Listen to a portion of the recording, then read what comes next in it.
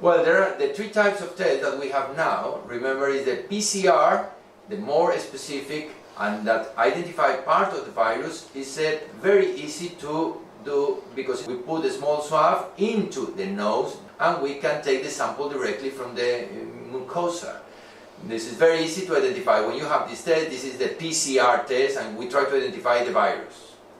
The other test, the ELISA test, the antibodies, we can identify either in the blood, directly with a blood sample, or like a sugar test in the finger. We can take in the fingertip, we can take a small sample and put in a small panel. So it's very easy to know. The antibodies we detect in the blood. The virus we detect in the nose. Now there is another brand new test that we can call also a quick test, but it's similar to the PCR. The PCR is a test that identifies part of the virus. The ELISA test, the antibodies, identifies the response of your body to the virus. So it's what we call indirect result.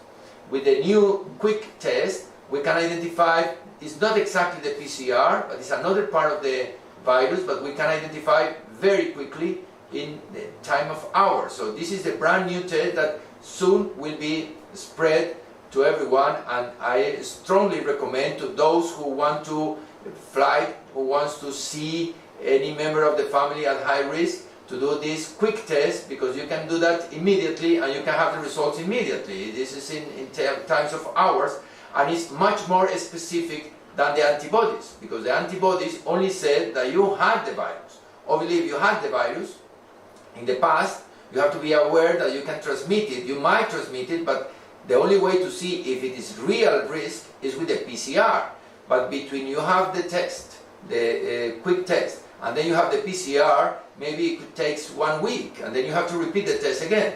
But with the new test, I think that is a wonderful information that you can have practically in hours, and you can make decisions much easier and quicker than the other test.